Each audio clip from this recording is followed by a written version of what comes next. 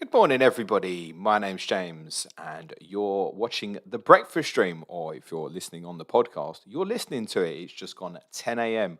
on Thursday, December the 1st, and over the next half hour or so, I'll be covering questions from the YouTube community on just about anything they'd like, following a very interesting conclusion to Groups C and D in the World Cup. France were beaten, but Tunisia couldn't qualify above them. That's because Australia shocked the majority of the football world by beating Denmark and finishing second in that group. And Poland scraped through despite barely crossing the halfway line in a 2-0 defeat to Argentina, where at one stage they were going through ahead of Mexico because of having less yellow cards. It would have been, as I tweeted last night, so much more fun if they decided to do most yellow cards qualify. Let's go into the questions. Sean Mira says, "Morning, James. Hope you're well. Thoughts on the Australia win last night, and be ready for big Harry Souttar to light up the Premier League very soon." Yeah, he was very good. By the way, his partner, Kai Rolls of Hearts, actually in Scotland, was very good at centre back alongside him as well. Did you know that Harry Souttar was born in Aberdeen, which is also in Scotland? Yeah, the team that Scotland potentially could have had. Yeah, look, I'm so pleased for them because I'd said pre-tournament, and I'd take no shame in saying it, that I thought it was probably the weakest Australia that had ever rocked up to a World Cup in my lifetime. And they've defended extremely well. I think you can look at it two ways. You can say, oh, they've only had an XG of, I think it's around about 1.3 XG across the three games, Australia. But defensively, in the games against Tunisia and Denmark, they've been outstanding. It's a phenomenal achievement. Really, really good. They defended so well. Never really looked like Denmark were going to score. And you're absolutely right. Big Harry Souttar will get his move. Whether it will be to the Premier League, I'm not so certain, because I think there'll be some European clubs looking at him as well. 24-year-old, currently with Stoke City. One of our patrons, Jamie Roberts, has spoke highly of him for a very long time. I know he's had injury issues this season as well, so there'll be teams looking at him for sure, and some other Australian players as well, no doubt. Windy 1965 says, "Morning, James. I hope you, Suj, and Nico are well. You well, Nico?" He's well. He's sitting next to me. Windy says, "I'm 13k in Sky with Rudiger today and Valverde tomorrow. I still have 3 transfers left. Who would you bring in? Thanks very much." Well, the honest answer is I don't know what I'm doing yet. And part of that is hoping that we may get some news on Germany and Spain today, which I'm not sure we're going to get. There's certain ones we think we've got a good idea what the Brazil team's going to look like tomorrow already. Germany, Spain today, we're less confident about. I've been saying I want to go Rudiger myself. So obviously with Mbappe not in the team yesterday, I didn't make any transfers yesterday, so I've still got 3.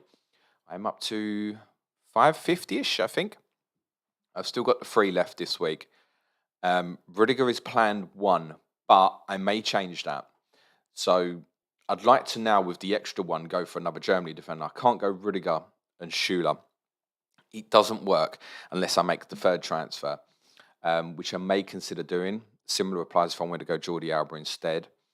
I could look at a different option where I go sort of Schuler and Laporte. That I can just about get to. So I'm considering that possibly. But I'd kind of like to go to an offensive player from one of the 2 teams, but I don't want to gamble it on someone who might not play. So Musiala and Gundogan are under consideration. I think Morata, if I knew he was going to start, Ferran Torres would all be of interest. It's a shame those fixtures aren't the 3 o'clocks today. And I'm pretty sure I've got that right this time. Kramaric of Croatia is not out of my thoughts. Neither Ziyech of Morocco. So there's a few players I'm considering, but I don't really want to use all 3 today because I'm conscious that I could have a problem tomorrow. So currently, in theory, I've got 4 players tomorrow. Cancelo, who I think will start. Marquinhos, who I don't think will start. And I've got Tadic and Xhaka in the Serbia-Switzerland game. But I don't want to be left in a position where I potentially have to captain Tadic, probably. That's not really what I want to do. The idea I've got currently, and this is going to please Nico, he's going to make some sort of girly noise. My plan is actually to get Ronaldo tomorrow. It's it's currently what I'm thinking of doing. And I actually bought Ronaldo as my replacement for Mbappe in the FIFA game yesterday as well. Because he's a fucking stat padder, isn't he? And I'm sure that he probably will play again, despite the fact Portugal were through and should probably rest him. Will he start tomorrow, Ronaldo, Nico?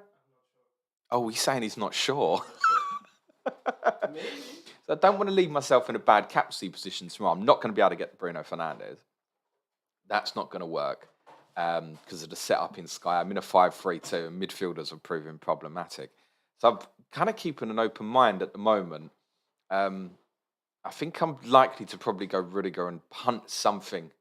Might be Gundogan or Musiala, actually. I think Germany will win handsomely today. I wouldn't be surprised if it's sort of 4-5-0.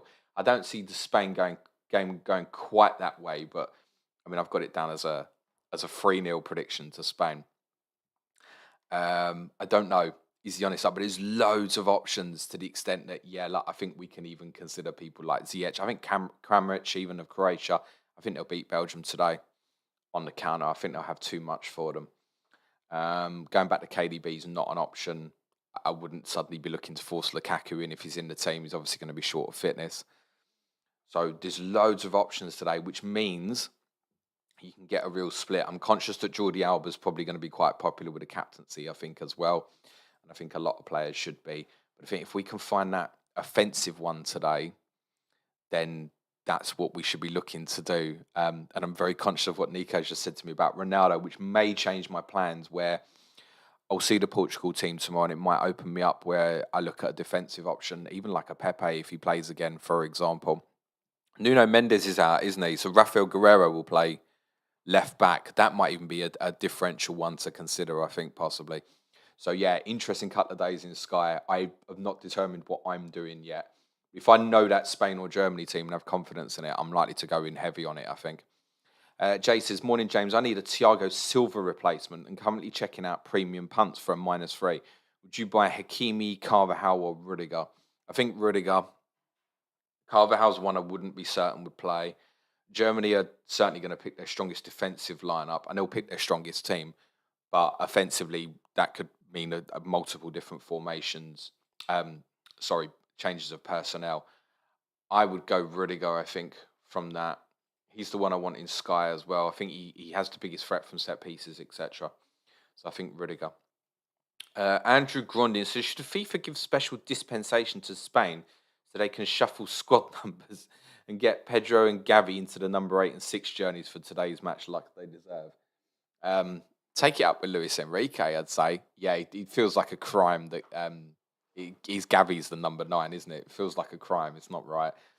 Ryan says, echoing Sean's question on Australia, I had an uncle living there and he doesn't even watch football, but he stayed up till 4 a.m. and watched the game. And when the final whistle blew, he couldn't contain himself. Oh, that's lovely to hear. It's great. And I think as neutrals, and we're obviously I'm blessed to support a major nation that generally goes into tournaments with a chance of winning. It's nice to have these stories like Australia, to see the scenes yesterday on the streets at like 3 o'clock in the morning and stuff. It's brilliant. It looks so good. It looked like the whole of Australia was on the streets. I think it was in Melbourne, this one video I've seen with the flares going off. It's great. I'm really pleased for them. Ryan says he couldn't contain his emotions. Man couldn't even go to work after because he was too spent. And he says it was insane party scenes down under. Yeah, absolutely. John Bailey said, did Argentina just become favourites again with the favourable draw in the knockouts? So it's probably bad news for my USA last 4 tip, which I think is probably going to be one too many for them, maybe. I think they're capable of beating both Holland and Argentina. Just not sure they were capable of beating both back to back. Does it make Argentina favourites now? No. They were certainly more impressive yesterday, but I think Poland were woeful. I feel like I kind of want to label them in future as average Poland. I can't think of anything more average in life than Poland playing football. I spoke about this the other day. They are the epitome of they'll beat shit, they'll lose to good. I would give them next to no chance of beating France at the weekend. Cannot see it. And I truly hope I'm wrong and that England possibly get the opportunity to play them in the quarterfinals. And throw it in my face if Poland beat us and get to the semis and do really well. I cannot see it. They are so ordinary. And we have to bear that in mind. Argentina were good. Much better last night. They showed aggression.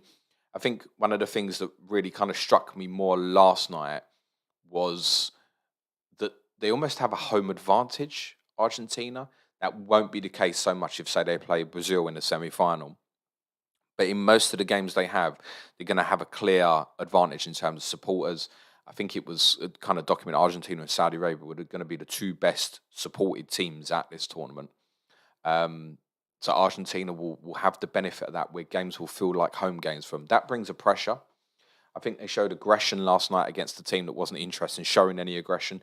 They were, by the looks of it, Poland, quite clear of the possibility of the yellow cards coming into play.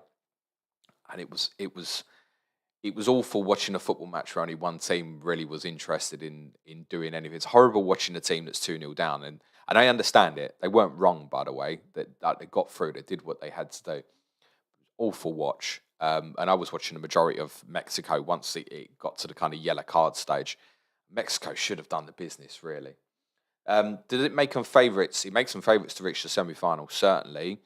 They've probably then still got to beat 2 from 3 of Brazil in the or Brazil or Spain in the semi-final, and then someone like France in the final as well. So I wouldn't see them as favourites if they played Brazil or Spain, personally. I think there's still weaknesses in there.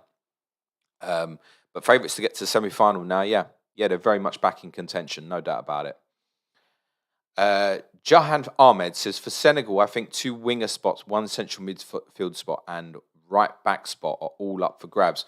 Who would you choose? Not sure I want Foden in midfield, but Mount Henderson isn't inspiring either. So we did a big talk about it yesterday on our Patreon pod. I think Kyle Walker will play again, because I think he needs the fitness in terms of potential preparation for France if we play them, because he'll have to play against Mbappe if we do end up playing them. So I think Kyle Walker will play again. There's potentially 6 days between Senegal and France, with Senegal coming 5 days after Wales, so it shouldn't be a problem. There's every chance we'd switch to a back 3 if we play France, but I think we don't need a game to prepare for that, because I think the squad's played it enough. They know. So I think Kyle Walker will play again. I think it will be a back 4. I think Rashford will play again. I think you just got to run with it with his form at the moment. I wouldn't necessarily pick him over Saka, but for this weekend I would. Think why he's in form, just run with it. Sometimes players get into form at a World Cup and you just need to let them go. And I think that's the case. I think Foden is borderline. I would play him again. The change I would make for this particular fixture, from the team that beat Wales, probably only one, is I'd bring Mount in for Henderson. Because I really like him in those pockets. I think he's been really, really forgotten that he was outstanding in that first half against Iran. And he got very much overshadowed by the fact Bellingham and Declan Rice on the day were really good as well. But I would get Mason Mount back in the team for the Senegal game. That's the only change I'd make from the team that beat Wales. Leaving Saka out feels like a travesty. Feels wrong in a lot of ways. But I think you're potentially going to damage a real weapon in Marcus Rashford at the moment. If Marcus Rashford has a bad hour, what a brilliant sub to bring on in Saka, and you could move Foden inside. You can bring the likes of Grealish on. Will we play Sterling? Possibly. But those guys would inform at the moment. Have got to be knocking on the door asking questions. My best guess is he'll probably pick Sterling and Rashford. Probably. That's not what I'd do. Gary Reza says, morning, mate. Off for the next 6 days, which covers me until the end of the round of 16. Which game or potential game are you most looking forward to in that time? England on Sunday night, to be honest. Biased, obviously. I don't think it'll be the best game. I think you look at those 4 last 16 matches and think there's a clear favourite in all of them now. But as I said, I think USA, I wouldn't be surprised if they beat the Netherlands. The other 3 favourites from what we know of the last 16 you'd expect to go through at the moment.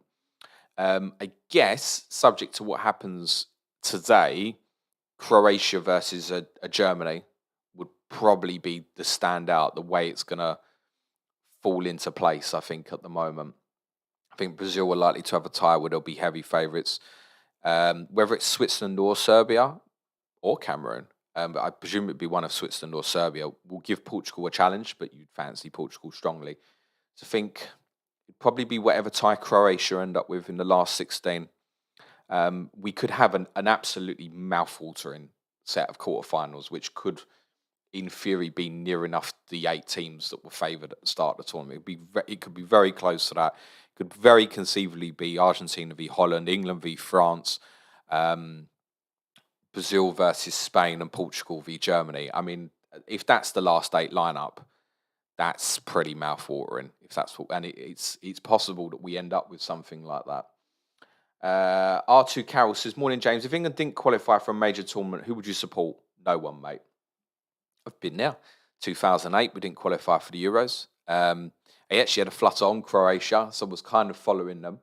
But no one. Just enjoy the football. I actually found I did enjoy that tournament quite a bit because I was just watching it purely as a neutral.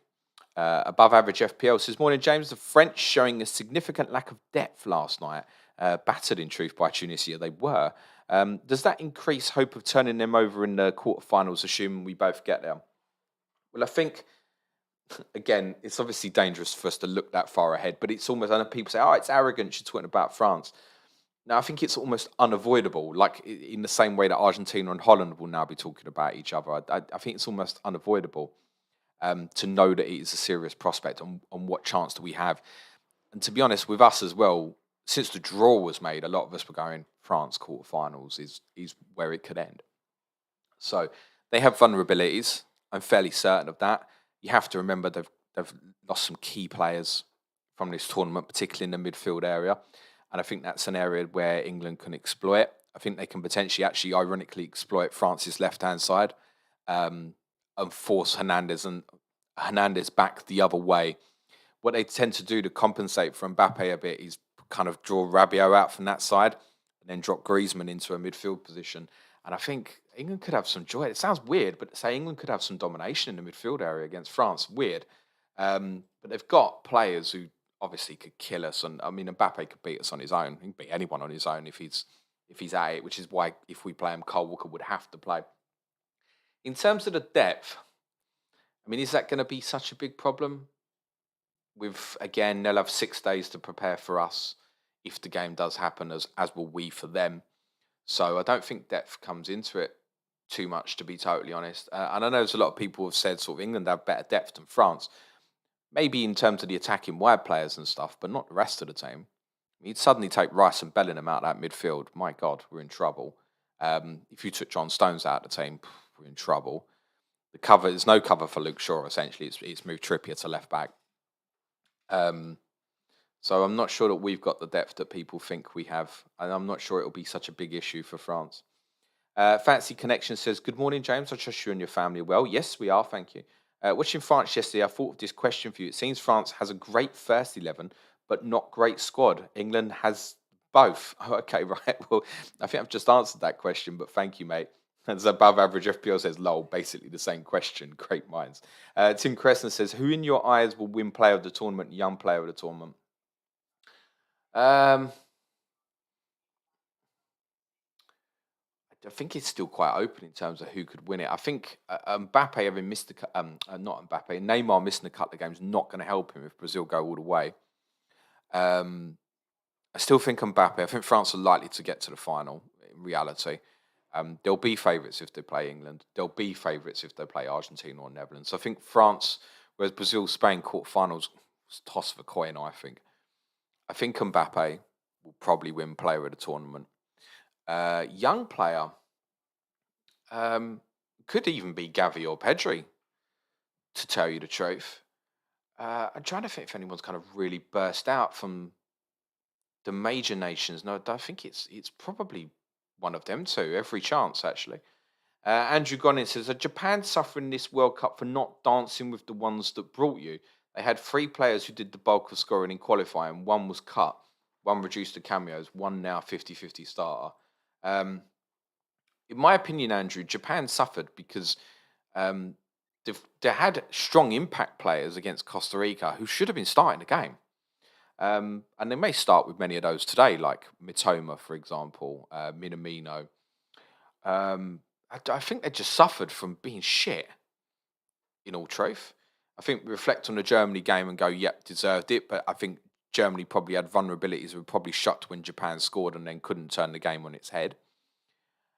They should have been beating Costa Rica, who were a really weak team, in my opinion. So I don't think qualifying and who they've taken to the tournament's got nothing to do with it. Japan had enough players there, both in the 11 and on the bench, to even make that impact that should have been beating Costa Rica. So, I mean, what would we have labelled that at the Mandrew after they beat Germany and said, oh, they should have taken players who helped get them qualified and stuff? Nah, I don't think so, mate. They just let themselves down on Sunday. I've been saying it all week. I still can't believe they lost to them. Rhino says, morning, James. Should we be wary of a rotated Brazil? France were a bit pony, weren't they? Yes, absolutely. And like Tunisia, Cameroon will still have the possibility to qualify. I mean, it was literally for about 2 minutes yesterday. Tunisia were going to qualify, weren't they?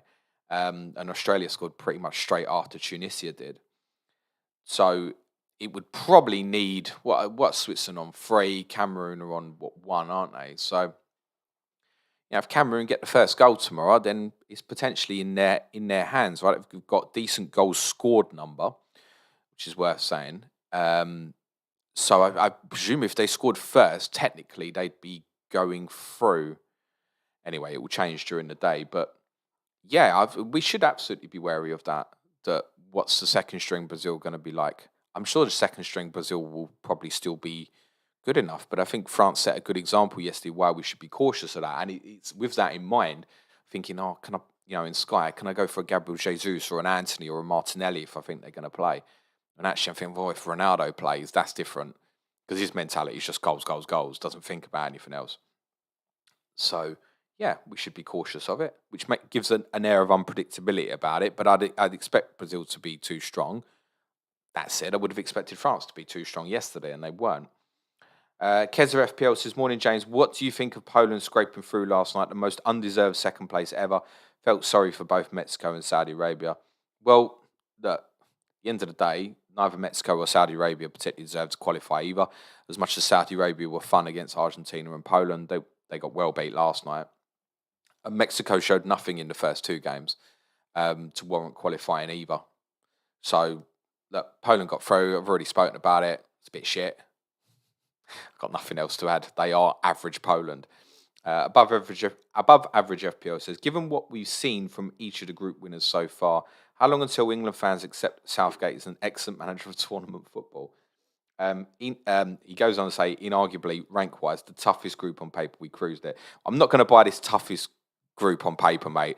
The fucking easiest group on paper. So I'm not having that. I think Wales and Iran at the end, sorry to say, showed themselves up to be pretty average. Top 20 world rankers. I could take a letter or two out of there, I think.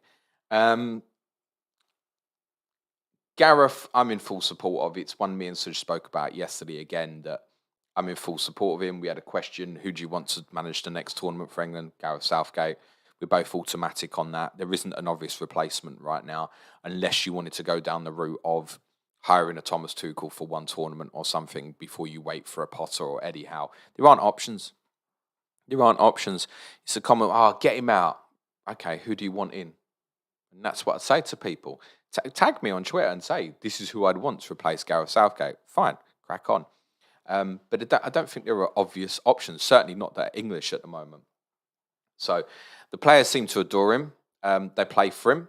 I think he has weaknesses, as do many managers. I think he has a blindness sometimes to somebody obvious in terms of offensive play. But result-wise, in major tournaments, extremely good.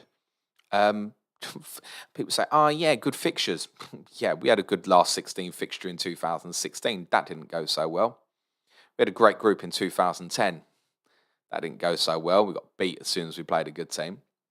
2008, we didn't qualify. So, to be honest, from the golden generation up till the Iceland debacle, we were just dog shite for 10 years, and now we're getting good results. And I realised there's been a development of some really good young players, which we're very, very blessed to have at the moment. And I think he's doing absolutely fine, Gareth. Absolutely fine. The USA game, as I said on Friday, do the business, get through, get forgotten about, and it already is. Greg Cook says, hi, James. Thank you for brightening up our World Cup mornings with these streams. I just wondered if you are disappointed as I am that so many of the teams from Muslim countries have departed so early. I can't say I've given that too much thought, to be honest.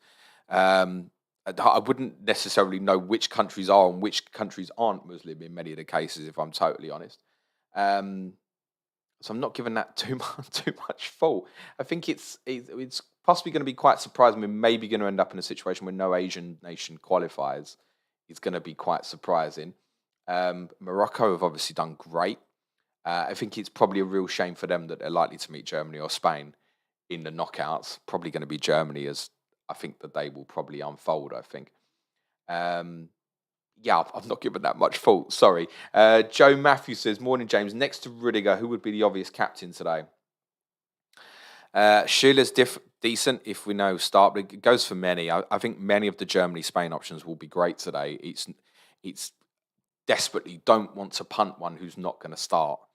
But I think even a Germany offensive player, if I knew that Sane was going to play, I think he's a great option today. I don't know if he is. I have that feeling with him today, like I get quite often UCL fantasy, like he's just going to explode like he does for Bayern. I think he might today. Fancy Connection is responding to above average FPL. Billy Anderson says, "Morning, James. Huge day for me yesterday with Argentina block. With everyone going Germany defence, I'm tempted to go different with Croatia or something to gain rank thoughts. By all means, you can. I mean, we're essentially in Sky Fantasy kind of halfway. I'm just trying to think with 13 captaincies in the group stage. So today will be the 12th. You've only got, 10 more in the knockout stage. So we're basically roughly halfway, really, in terms of captaincies. So, yeah, look, I've backed Croatia for a clean sheet today. I don't imagine the defensive guys will hit passing tiers today. I don't think. Because Belgium have got to show more, surely. But, yeah, by all means, go different. Look, the reality is at some point to win that game, you're going to have to do something different somewhere. I don't think that has to happen now. I think that can happen from the knockout stage. But as I'll detail on the Patreon pod we're going to do on Saturday, there is going to be a template that's clearly going to form, which I think will be around Argentina quite a lot, actually. So if you want to take that differential route now, by all means, go for it. Fermi Fox says, "James, what about the Aussies, mate? We're bloody massive." As covered at the start. Very well done. Neil Grover says, "Morning, James. First one I've been able to join in live. Keep up the good work, sir. Thank you, mate. Be speaking to you." And Gary was in the chat earlier for one of the 5 Clash of the Correspondents we've got coming up before the restart of the Premier League. Twisted Only says, "Long-time listener to the podcast here. First time tuning in for the live stream on YouTube. Just wanted to say hello. Keep up the great work. Greetings from North Macedonia." Greetings from North Macedonia. It's a shame we didn't beat Portugal when arrive at this tournament.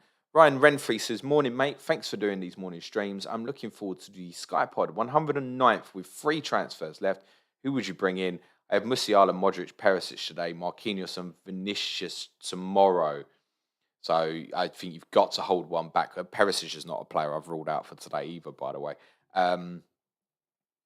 You need to hold one back for tomorrow. That's all I'll say, Ryan. Hopefully what I said near the start of the stream will help with a few ideas I've got. And once I've made my decision, I'll post it on the Sky FF Slack channel later. I'm not hiding anything. I just genuinely haven't decided yet. But I think you definitely need to hold one back for tomorrow. Brainclough FPL says, "How better were England without Mount?" I don't necessarily subscribe to that, honestly. I really don't. I think Mason Mount has abilities off the ball that are better, I think, than any other offensive player in the England squad, and we shouldn't discount that. And I spoke about this again on the Patreon pod yesterday, that we need a scapegoat. We have to beat at someone. Mason Mount, honestly, go back and watch that first half against Iran, was exceptional. And I think it's easy to forget. So were England better without Mount? I think England were better because of the opponent they were playing was far weaker than the opponent we played last Friday. It also says USA to beat Netherlands. Yeah, as I've said, I think that's a possibility. I'm not overly impressed with what I've seen from the Dutch. Take Cody Gakpo out there at the moment. Depay's not fully fit. Defensively, despite having a really they've got 4 very good centre-backs. They've shown vulnerabilities. Ecuador should have beaten them. Ecuador gone out. Luke Galway says, "Hi, James. Any transfers in Sky you have locked in for today?" No, unfortunately. Kezza FPL says, "What did you make of Denmark's dismal display?" Shocking, mate. Really bad. I'm conscious not to speak about it too much because I don't want to take away from what Australia did. But so bad. watching the game, like, come on, you've got to get 2 goals. Give me something. Yeah, they're properly average and deserve to go out. How many goals did they score? 1 goal from set piece. Christensen against France. Piss poor. They had a group where I think nearly all of us would have gone, yeah, France and Denmark to go through. Piss poor from them. Really, really bad. Luke Galway, would Poch take it? Yes, I think he would. I know he wants to come back to London and stuff, but again, do people want that? Do people want Pochettino or Tuchel as England manager? Maybe they do. Like, I'd be fine with either, to tell you the truth. But in terms of English candidates, I don't believe there are better options currently. Colm says, what is the one thing you've said constantly while watching this World Cup? Mine has been move the bloody ball. Good question, which I feel like I've been caught on the hop. One thing I keep saying, it's probably sitting here, like trying to get the Fire Stick working. Fuck's sake, Suj. Probably something like that. Bravo for Jeff PL says, where does the future lie for Cody Gakpo club-wise? Baker commented he reminded him of peak Delhi thoughts. I can definitely get the Delhi comparison. Yeah, I really can get that. Even the goal on Tuesday just felt very Delhi-ish. And I know obviously Spurs as well. So yeah, I can get that as a comparison. I think the top clubs will be looking at him now. That I know Southampton, Leeds were very interested last summer. That moment's probably gone now. So you get a lot of top clubs looking at him. I think the United link probably has credibility because of Ten Hag and Dutch links and stuff. So yeah, could well end up at United, I think. Greg Cook says, just followed up on Muslim countries, Iran, Saudi Arabia, Tunisia, have all entertained in some games, but all gone out. Yeah, that's very fair. I enjoyed Iran against Wales, Saudi Arabia against Argentina and Poland, Tunisia against Denmark. I quite enjoyed. And obviously yesterday, I'll be honest, I was watching far more of the Australia-Denmark game than France-Tunisia yesterday. But yeah, agreed. And actually, in a weird way, although they've gone out, probably in some of these games have actually exceeded some expectations. Greg says, just to add, this is just due to the fact that this is the first World Cup held in Muslim country, I believe. That has got to be true, I believe, yes. Ivan Markovic says, morning, James. Greetings from Serbia. Hope we go through tomorrow for captaincy in the FIFA game. Should I move it from Messi to Morata if he's starting, or wait for Jesus, who will likely be in the starting 11? I think I'd go Morata from that. So I went Dumfries first game. Was going to go to Mbappe yesterday. As I said, sold him for Ronaldo. So my intention is actually probably go Ronaldo tomorrow. If Ronaldo's not in the Portugal team, then I will likely probably punt his replacement or move that on with one more transfer to Jesus, for example. Right, we'll finish with these. Last two. Con Buglas has hit the like, people. Cheers, mate. It doesn't cost anything to press the fun button. Smash a like. It's all free content. It's very much appreciated. And Brain Cuff FPL says, I tripled up on the Dutch lads and Germans over the French and Brazilians. Decent start to the weekend. Very well done. Thanks very much, guys. We'll leave it there. Same time tomorrow. Not too sure about next week yet, but I should be able to confirm for you by the 10 a.m. stream tomorrow. If you want to support the show, it's a new month, and all our existing patrons haven't been charged this month. But if you want to join in and support the show, you can. www.patreon.com/Planet FPL. Every patron will get bumped to the next tier up in January as well. So basic tier patrons will have access to all the podcasts. Intermediate tier patrons will have access to all the video content at advanced tier. And advanced tier patrons will have more content in January as well. www.patreon.com/Planet FPL. And today's podcast is very unique. Suj talks about his time working with the entrepreneur Gary Vaynerchuk, who's a kind of global superstar, let's say very well known around the world. And Suj talks about how he started out in business. Fascinating story, which I know our patrons are really going to enjoy today. If you're only here for football, then you won't enjoy it. We'll leave it there. Just leaves me to say thanks for those on the stream. Smash a like. And for the benefit of those on the audio, cue music, please, man child.